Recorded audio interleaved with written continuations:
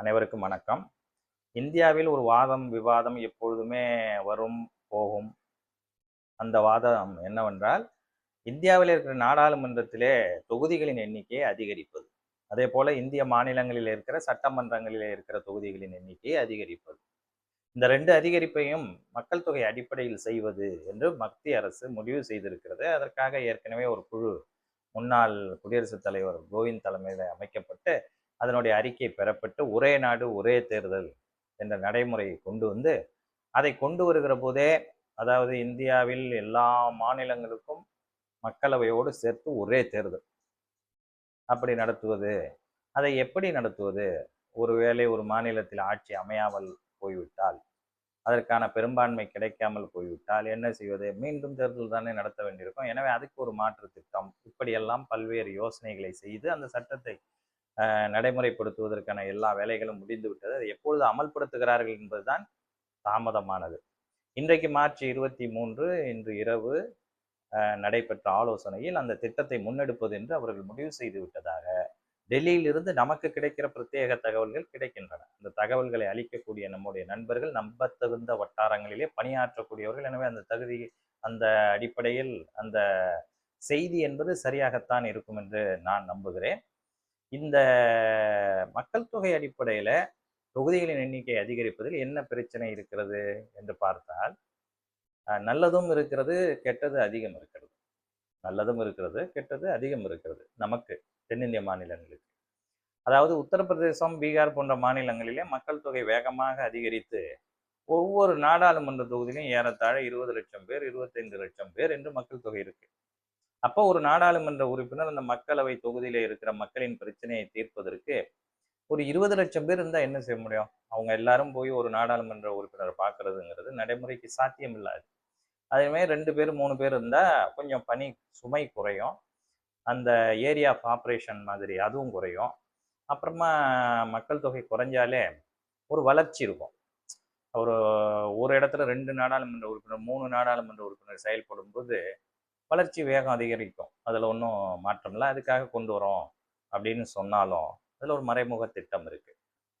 அதாவது தென்னிந்திய மாநிலங்களில் மக்கள் தொகை குறைவாக இருக்கிறதுனால இந்த சட்டத்தை அமல்படுத்தும் போது, இப்போ நம்ம இதிலே 39 நாடாளுமன்ற தொகுதி தமிழ்நாட்டுக்கு இருக்கு.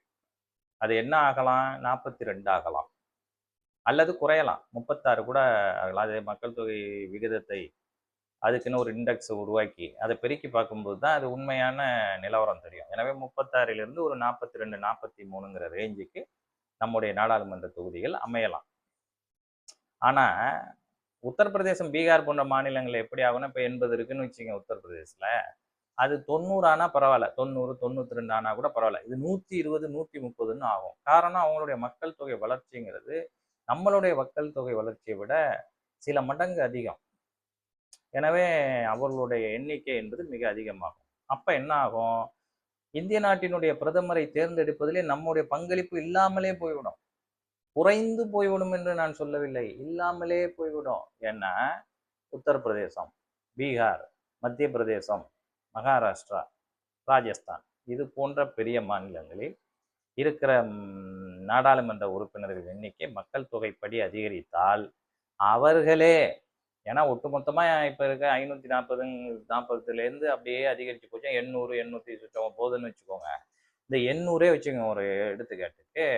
இந்த நான் சொன்ன உத்தரப்பிரதேசம், பீகார், மத்திய பிரதேஷ், மகாராஷ்டிரா, ராஜஸ்தான் இந்த மாநிலங்களின் கூட்டு அதுவே போதுமானது பெரும்பான்மை எண்ணிக்கையை பெறுவதற்கு.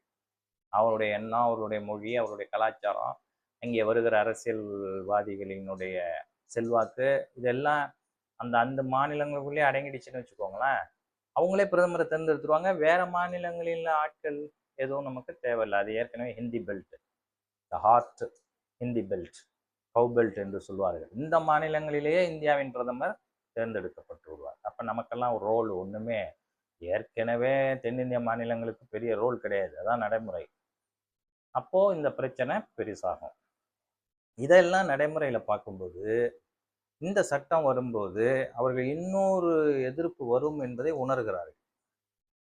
எனவே என்ன சொன்னார்கள்? ஒரே நாடு ஒரே தேர்தலை கொண்டு வந்து நாடாளுமன்றத்தோடு சேர்ந்து சட்டமன்றத்துக்கும் தேர்தலை நடத்தி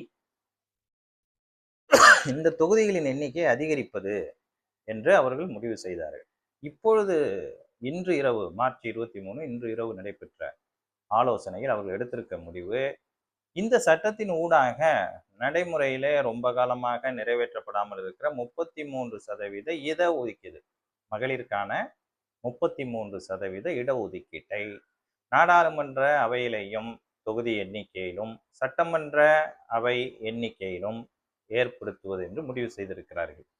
அது 33%. ஏற்கனவே தமிழ்நாட்டில் உள்ளாட்சியில 3 பதவிகளுக்கு 1 பதவி பெண்களுக்கு இருக்கு. 33% நடைமுறையில் இருக்கு. அதே போல சட்டமன்றத்துக்கு வரும்போது தமிழ்நாட்டில் இப்போ 230லேருந்து ஒரு 250க்குள்ள அதிகரிக்கிறதோ அல்லது 220 குறையிறதாவோ வச்சுக்கோங்க. 220லேருந்து 250க்குள்ள போகுதுன்னா ஒரு 70 முதல் 80 இட தொகுதிகள் பெண்களுக்கு ஒதுக்கப்படும். ஏற்கனவே 42 தொகுதி பட்டியலினத்தவர்களுக்கு இருக்கு. எஸ்சி எஸ்டி 2 எஸ்டி, மீதி எல்லாம் எஸ்சி தொகுதிகள்.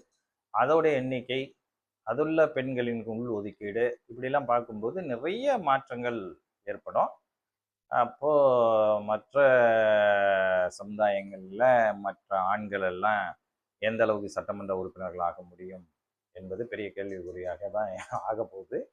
அது பெண்களுக்கு ஒதுக்கீடு கொடுக்கறதுனால ஒன்றும் இல்லை. ஆனால் எண்ணிக்கை குறைஞ்சிருச்சுன்னா நான் சொன்ன மாதிரி நம்மளுடைய பங்களிப்பு நாடாளுமன்றத்தில் ரொம்பவும் குறைந்து விட வாய்ப்பு இருக்கிறது.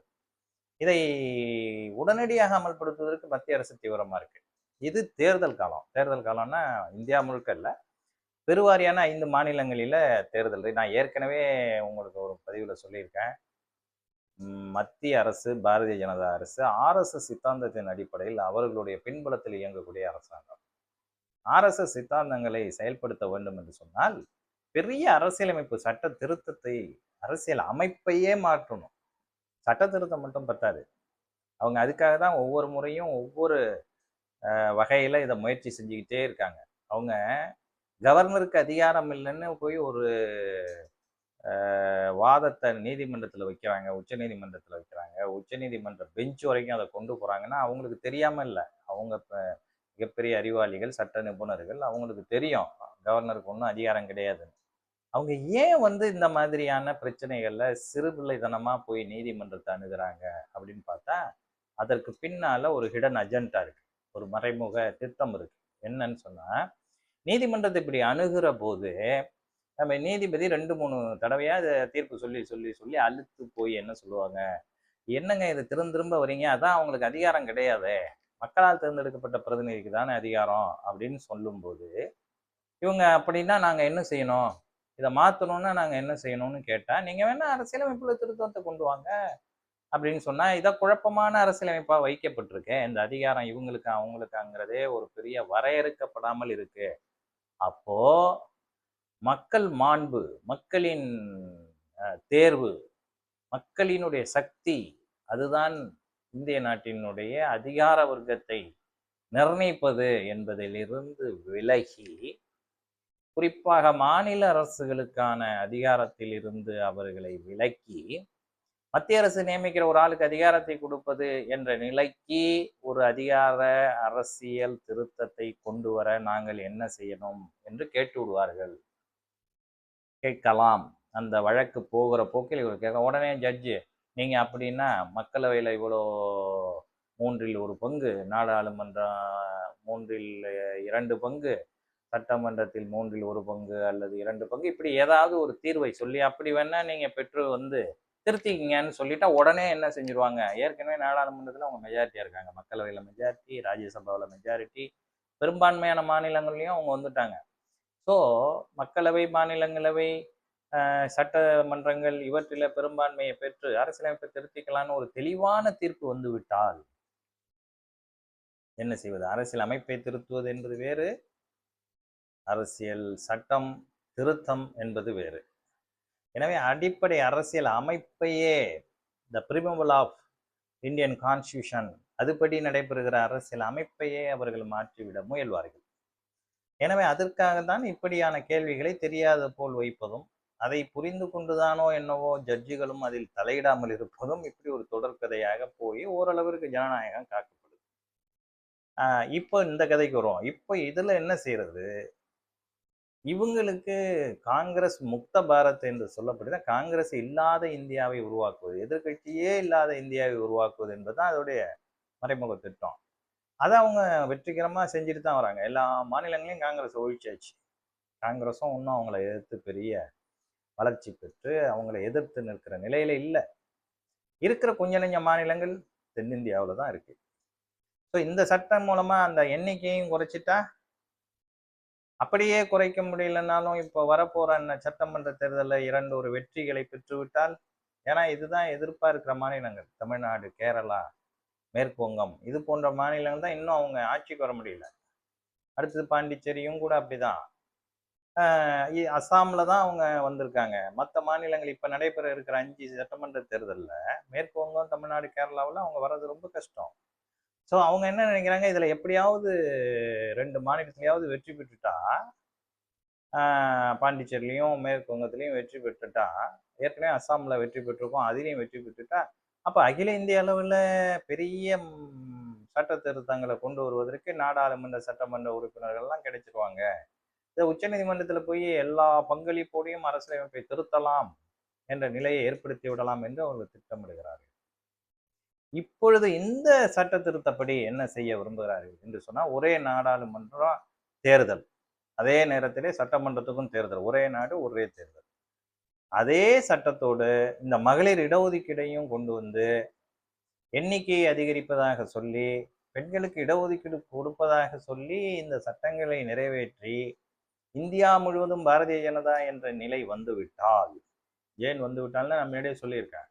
மத்திய பிரதேஷ், ராஜஸ்தான், உத்தரப்பிரதேஷ், இந்த மாநிலங்கள் ஒன்னா சேர்ந்தாலே இந்திய நாட்டினுடைய பிரதமராக தேர்ந்தெடுத்துடலாம். நம்மளோட எண்ணிக்கை குறைஞ்சிரும். தென்னிந்திய மாநிலங்கள்ல மக்கள் தொகை வளர்ச்சி கட்டுப்படுத்தி இருக்கிறதுனால தொகுதிகளினுடைய எண்ணிக்கை குறைந்து விடுவதால், நீங்க நாடாளுமன்ற உறுப்பினர்களை வச்சுக்கிட்டு இந்திய நாட்டினுடைய பிரதமரை தேர்ந்தெடுக்கிறோம் என்கிற கனவே நிறைவேறாது. உத்தரப்பிரதேசம், பீகார், மத்திய பிரதேஷ், ராஜஸ்தான், மகாராஷ்டிரா, இந்த மாநிலங்கள் சேர்ந்தாலே அந்த எண்ணிக்கை அதிகரிக்கும் போது அவர்கள் பெரும்பான்மை இடங்களை அவர்களே பெற்று அவர்களே பிரதமரை தேர்ந்தெடுத்து விடுவார்கள். மற்ற மாநிலங்களுக்கு எந்த பங்களிப்பும் இருக்காது. இதுதான் இதில் இருக்கிற ஆபத்து. என்ன நடக்கப் போகிறது என்று நமக்கு தெரியவில்லை. ஒருவேளை இந்த சட்டம் அமலுக்கு வந்தால் தமிழ்நாட்டில் இருக்கிற 234 சட்டமன்ற தொகுதிகளில் 70 முதல் 80 இடங்கள் பெண்களுக்கு ஒதுக்கப்படும். நாடாளுமன்றத்திலும் பெருவாரியான தொகுதிகள், இப்போ 39 இருக்கு, அது அப்படியே இருக்கிறதாவோ இல்லை 42 ஆனாலோ 36 ஆனாலோ எப்படி ஆனாலும் அதுல 3ல் ஒரு பங்கு, ஒரு 10லிருந்து 11 நாடாளுமன்ற தொகுதிகள் பெண்களுக்கு ஒதுக்கப்படும். எனவே இதில் வருகிற மாற்றங்கள் எந்த மாதிரியான விளைவுகளை ஏற்படுத்த போகிறது என்பதை காலம்தான் சொல்ல வேண்டும். பெண்களுக்கு அதிகாரம் கொடுப்பதில் இருவேறு கருத்துக்கள் இல்லை. ஆனால் மத்திய அரசின் நோக்கம் அதுதானா, இல்லை இது போன்ற குழப்பங்களை உடனடியாக ஏற்படுத்துவதன் மூலம் ஏதாவது அரசியல் சட்ட எதிர்ப்பு வந்தால் அதன் மூலமாக ஒரு தெளிவை பெற்று இந்த நாட்டின் அரசியலமைப்பை எப்படி திருத்துவது என்ற ஒரு கட்டுப்படுத்தப்பட்ட வரையறைக்கு உட்பட்ட ஒரு விடையை இந்திய நாட்டினுடைய அரசியல் அமைப்பு பெஞ்ச் தீர்ப்பு வழியாக பெற்றுவிட்டால் அதை திருத்துவதற்கு அவர்கள் ஆரம்பித்து விடுவார்கள். அப்படி அவர்கள் ஆரம்பித்தால் அவர்களுடைய அகண்ட பாரதம், ஒரே நாடு ஒரே தேர்தல் என்று வந்து விடுவார்கள். ஏற்கனவே RSS தன்னுடைய உள்கட்சி அமைப்பில், அவருடைய அமைப்பு இருக்கு அல்லவா, அவங்க கட்சியில அந்த சங்கம், அந்த ராஷ்டிரிய சங்கம் இருக்க, அந்த சங்கத்துல, RSS சங்கத்துல அவங்க ஏற்கனவே மாநில வாரியா தான் பிரிவுகள் வச்சிருந்தாங்க. இப்ப அகில இந்திய பாரதிய ஜனதா இருக்குன்னா தமிழ்நாடு கிளை இருக்கு, மாநில கிளை. அதே போல காங்கிரஸுக்கும் இருக்கு, தமிழ்நாடு காங்கிரஸ் கமிட்டி, தமிழ்நாடு பிரதேஷ் கமிட்டி, இப்படிலாம் இருக்கு. அதே மாதிரி தான் RSSல இருந்தது மாநிலம்னு. அப்ப இப்ப என்ன செஞ்சுட்டாங்க, மாநிலங்கள்லாம் எடுத்துட்டாங்க.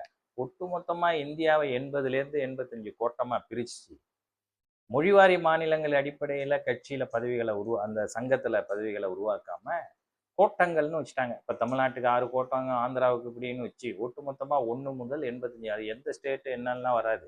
சில இடங்கள்ல 2 ஸ்டேட்டும் சேர்ந்து வரும். இப்போ ஆந்திரா, தெலுங்கானாவில் இங்கே 5 மாவட்டம், அங்கே 5 மாவட்டம். இப்போ தமிழ்நாட்டில் இங்கே 5 மாவட்டம், காரைக்காலில் ஒரு, பாண்டிச்சேரியில் ஒரு 5 மாவட்டம், எல்லாம் ஒன்றா சேர்த்தா இது ஒரு கோட்டம். அப்போ அவங்களுடைய நோக்கம் ஒரே நாடு, மாநிலங்கள், மொழி இதெல்லாம் பிரச்சனை இல்லை, தேசியம் என்ற அடிப்படையில் அவங்க சங்கத்தை இப்போ கொண்டு போகிற மாதிரி கட்சியையும் நாட்டையும் கொண்டு போவதற்கு முயல்வார்கள். அவர்களுடைய கொள்கையிலே நமக்கு வேறுபாடு இருந்தாலும் அவர்கள் தீர்க்க தரிசனமான முடிவை எடுக்கக்கூடிய வல்லமை படைத்தவர்கள், அதற்கான அறிவு கூர்மை பெற்றவர்கள், அதற்கான தந்திரங்களை, அதற்கான நியாயங்களை கற்பிப்பதிலே அவர்கள் வல்லவர்கள். இதை அவர்கள் பல ஆண்டு காலமாக செய்து வருகிறார்கள். அவர்கள் இதை செய்வார்கள் என்ற அச்சத்தை தான் நான் உணர்கிறேன். இன்றைக்கு வந்திருக்கிற செய்தி, நாடாளுமன்ற மக்கள் தொகை அடிப்படையில் எண்ணிக்கையை அதிகரிப்பது, தொகுதிகளின் எண்ணிக்கையை அதிகரிப்பது, சட்டமன்ற தொகுதிகளின் எண்ணிக்கையை அதிகரிப்பது, மகளிருக்கான இடஒதுக்கீட்டை அறிமுகப்படுத்துவது. இதெல்லாம் போனால் என்ன நடக்கும்? நான் சொன்னது நடக்கும். இந்தியாவில் பெருவாரியான மாநிலங்களில் வாக்குகளை பெற்று ஒரு பிரதமரை தேர்ந்தெடுப்பதை விட ஒரு 6 மாநிலங்களிலே 7 மாநிலங்களில் இருக்கிற நாடாளுமன்ற உறுப்பினர்கள் சேர்ந்து விட்டாலே இந்திய நாட்டினுடைய பிரதமரை தேர்ந்தெடுத்து விட முடியும் என்ற நிலை வரும். உங்களுக்கு தெரியும், அந்த மாநிலங்களிலே யார் ஆட்சிக்கு வருவார்கள், அவர்களுடைய சிந்தனை, வயப்பாடு, கொள்கை இவையெல்லாம் எப்படி ஒருமுகப்படுத்தப்படும், இதையெல்லாம் நீங்கள் எல்லோருமே அறிவீர்கள். நான் மாநிலத்தின் பெயரைத்தே உங்களிடத்திலே சொல்லிவிட்டேன். அந்த பெரிய மாநிலங்கள் இணைந்து இந்தியாவை ஆட்சிப்படுத்தும், மற்ற மாநிலங்களை ஒரு காலகட்டத்தில் அடிமைப்படுத்தும். அவையெல்லாம் இந்தி அடிப்படையிலான மாநிலங்கள். எனவே மற்ற மாநிலங்கள், மற்ற மொழிவாரி மாநிலங்கள், அது அமைக்கப்பட்டுவதற்கான நோக்கங்கள் இவையெல்லாம் சிதைந்து போய்விடும். மாற்றங்களை அவர்கள் ஏற்படுத்துவது ஏமாற்றங்களை தந்துவிடும். மாற்றங்களுக்கான கற்பிதங்களை அவர்கள் நிறைய கதைகளின் ஊடாக, வாதங்களின் ஊடாக அவர்கள் கற்பிப்பதில் வல்லமை படைத்தவர்கள். எனவே தான் இந்த சட்டங்கள் நிறைவேற்றப்பட்டு விடுமோ என்றுதான் நான் நினைக்கிறேன். இதை காங்கிரஸ் உள்பட எந்த கட்சிகளும் பெரிதாக எதிர்த்து நிற்க இயலாது, போராடி பலன் தராது என்றுதான் நான் நினைக்கிறேன். காலம் இருக்கிறது, காத்திருப்போம் மேலதிக தகவல்களுக்கு. நன்றி, வணக்கம்.